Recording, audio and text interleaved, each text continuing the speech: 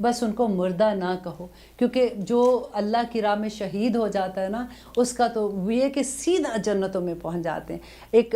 بڑی خوبصورت اس کے بارے میں ایک حدیث تھی کہ نبی صلی اللہ علیہ وسلم نے کہا کہ جو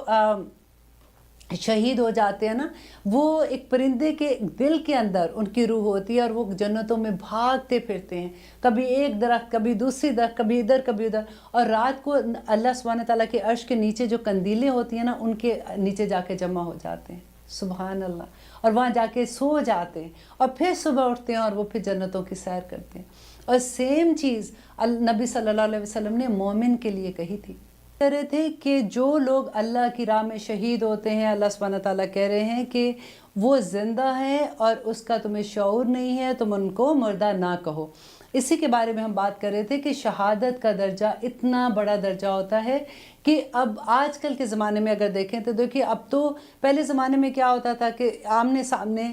فوج آ جاتی تھی، ادھر کے دشمن آ جاتے تھے، ادھر سے مسلمان جاتے تھے، آپس میں لڑائی ہو گئی، ختم ہو گئے، جو بھی ختم ہوئے شہادت پا جاتے تھے ادھر سے۔ تو اب آج کل کے زمانے میں یہ رتبہ کیسے ملے ہم لوگوں کو، یہ اس مقام پہ کیسے پہنچے؟ تو آپ کو وہ یاد ہے آیت جب میں نے آپ کو کہا تھا کہ جو عالم ہے اور جو طالب علم ہے، اللہ سبحانہ تعالیٰ نے کیا کہا تھا ان کے بارے میں؟ نبی صلی اللہ علیہ وسلم نے بتایا تھا ہمیں نا کہ جو اگر ہم اس حالت میں، جب ہم پڑھ رہے ہیں اور ہم طالب علم ہی ہیں، تو اس وقت ہمیں موت آ جاتی ہے اس حالت کے دوران میں، تو ہم شہداء کے درجے پہ پہنچ جاتے ہیں الحمدللہ۔ تو آج آپ نے کیا کرنا ہے؟ دیکھیں، جو بھی آپ لوگ پڑھ رہے ہو، جو سٹوڈنٹ ہو گئے، ایک پارہ آپ نے ختم کر لیا، سیکنڈ پارے میں ہو نا، آپ کے لیے بیسٹ یہ، اب آپ عالم کیسے بنو، آپ پڑھانے والے کیسے بنو، آپ بیسٹ یہ ہے کہ آپ اپنے دوستوں کو سیم یہی ویڈیو آگے ٹرانسفر کر دو۔ آپ کا کام پہنچا دینا ہے، آگے کوئی مانے نہ مانے وہ اس کا کام ہے۔ اللہ سبحانہ تعالیٰ نے نبی صلی اللہ علیہ وسلم کو کہا تھا نا کہ وَلَعَلَّكَ بَاخِعٌ نَفْسَكَ عَلَىٰ آثَارِهِمْ، کہ نبی کہ آپ اپنی جان کو ہلکان کر دیں گے، آپ کا کام تو صرف میرا پیغام پہنچا دینا ہے۔ اب آپ کا بھی کام یہ ہے کہ آپ یہی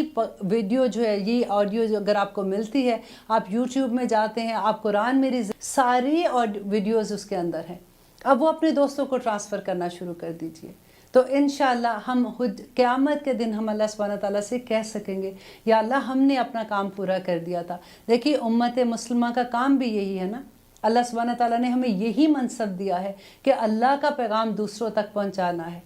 یہ ہم سب مل کے جب یہ کام کریں گے تبھی انشاءاللہ ہم قیامت کے دن اللہ سبحانہ تعالیٰ کے سامنے کہہ سکیں گے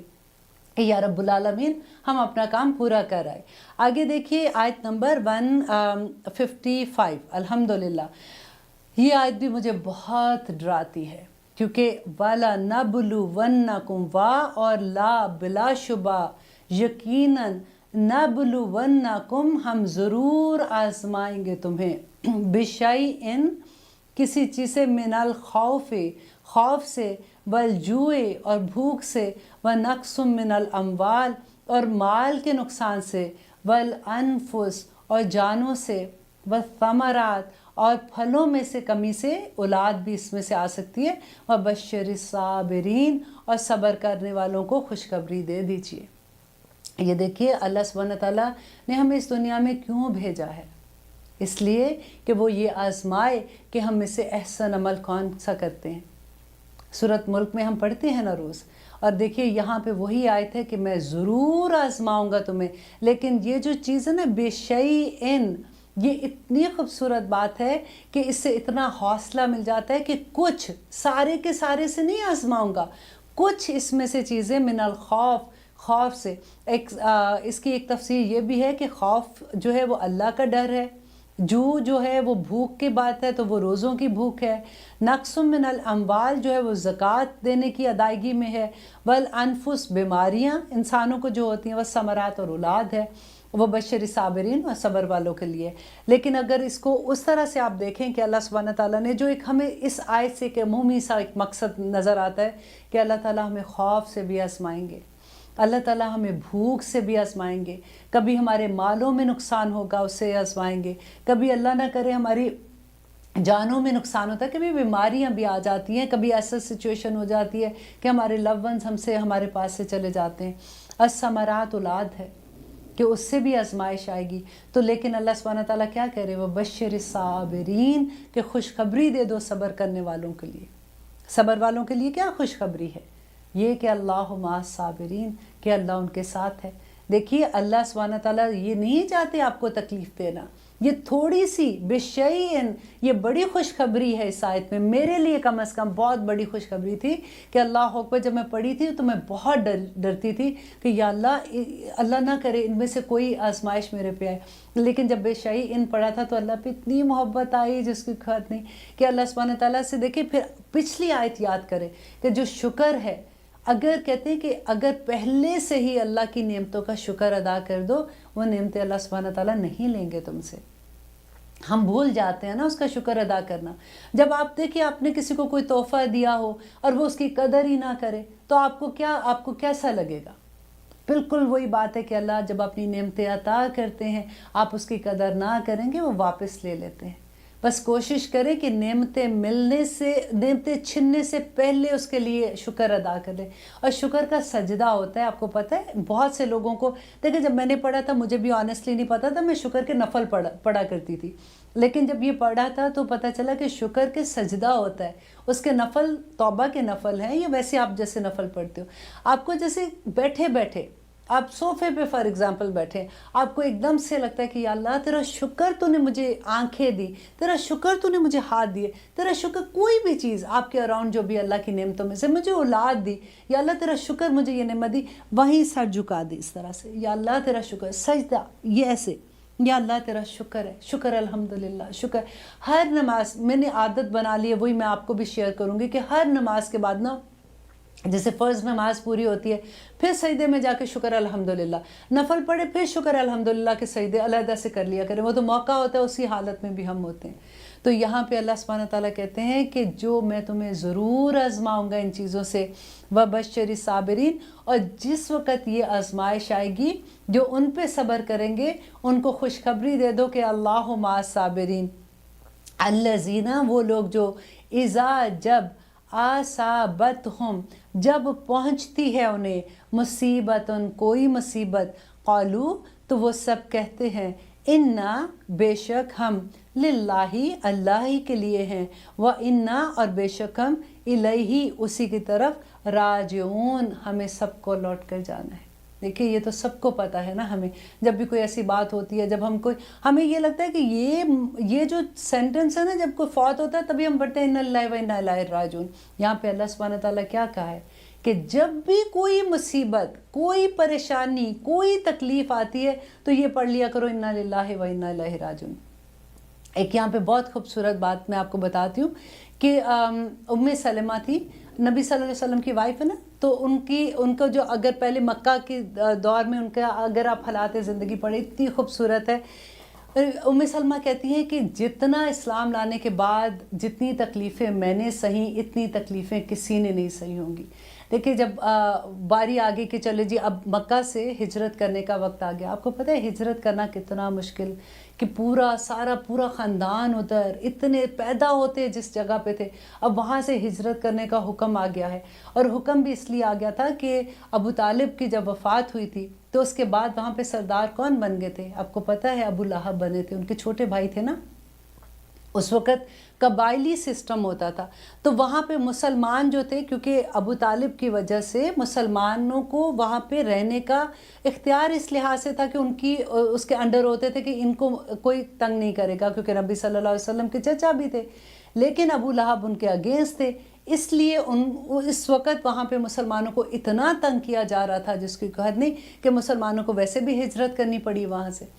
تو ام سلمہ کہتی ہیں کہ جب ہجرت کا وقت آیا تو ابو سلمہ ان کے بیٹے کا نام ہے، اس زمانے میں اسی طرح سے ام سلمہ، سلمہ کی ماں، ابو سلمہ، سلمہ کا باپ جو تھا، تو انہوں نے کیا کیا کہ اونٹ پہ اپنا سارا سامان رکھا اور ہجرت کے لیے تیار ہوئے۔ اتنی دیر میں کیا ہوا کہ ام سلمہ جو ہیں ان کے قبیلے کے لوگ آ گئے، کیونکہ تنگ تو کرنا ہوتا تھا، ہر ایک کا تنگ کرنے کا بھی ڈیفرنٹ انداز ہوتا تھا، تو تنگ کرنے کے لیے ان کے قبیلے کے لوگوں نے کہا کہ یہ تو ہمارے قبیلے کی عورت ہے، ہم نے اس کو یہاں سے نہیں جانے دینا، اور ان کو روک لیا۔ اتنے میں کیا ہوا کہ ابو سلمہ کے قبیلے کے لوگ آ گئے اور انہوں نے کہا کہ اگر تم، کیونکہ ماں تھی نا ان کے ساتھ، انہوں نے چھوٹا سا بچہ اپنے سینے کے ساتھ لگایا ہوا ہے، تو وہ ان کو گھسیٹے کہ نہیں اس کو ہم نہیں جانے دیں گے، کیونکہ اونٹ کے اوپر سامان رکھا ہوا ہے، وہ بیٹھنے والے ہیں، تو آگے قبیلے کے لوگ मक्का था भी कितना छोटा सा तो मक्का था। उतनी देर में अबू सलमा की फैमिली के वहाँ के कबीले के लोग आके उन्होंने कहा कि नहीं, ये बच्चा जो है सलमा जो उनका बेटा था, ये तो हमारी नस्ल से है, हम इसको नहीं जाने देंगे। वो कहते कि खैंचा तानी ऐसे हुई कि उम्मे सलमा कहती है कि मुझे ये लगा कि मेरे बच्चे के दोनों हाथ निकल जाएंगे, तो रो के एकदम से चीख के उन्होंने कहा कि नहीं, तुम इसको ले लो, मैं इसको नहीं कुछ कह रही हूँ, तुम रख लो ताकि मेरे बच्चे की जान जिंदा रह जाए। तो कहते हैं अबू सलमा अकेले तन्हा हिजरत करके, बेटे को कबीले वाले ले गए अबू सलमा की, और उम्मे सलमा के कबीले वाले उनको ले गए। वो कहती है कि मैं 1 साल तक एवरी डे निकलती थी और सहरा में जाके मदीना की तरफ मुंह करके बैठ जाती थी और रोती थी उनको याद करके अबू सलमा को, कि कब वो वक्त आएगा कि वो उनको इतनी इजाज़त मिलेगी कि वो वापस आएंगे, क्योंकि आना भी आसान नहीं था। वापस किसकी पनाह में आते, वहाँ पे पनाह लेनी पड़ती थी ना, वो नहीं मिल रही होती थी। तो कि 1 साल के बाद जब ये फैमिली वापस इकट्ठी होती है, तो ये उम्मे सलमा की बात मैं आपको बता रही हूँ कि इनके हस्बैंड एक दफ़ा नबी सल्लल्लाहु अलैहि वसल्लम के पास से वापस आए, अब ये मदीना में है। वापस आके उन्होंने कहा कि आज मैंने बहुत खूबसूरत बात सुनी है कि नबी सल्लल्लाहु अलैहि वसल्लम ने कहा है कि जब भी कोई मुसीबत आती है तो इन्ना लिल्लाहि व इन्ना इलैहि राजिऊन पढ़ते हैं, और अगर उसके बाद अगर ये आप पढ़ लेते हो कि अल्लाहुम्मा अजरनी फ़ी मुसीबती व अखलुफ़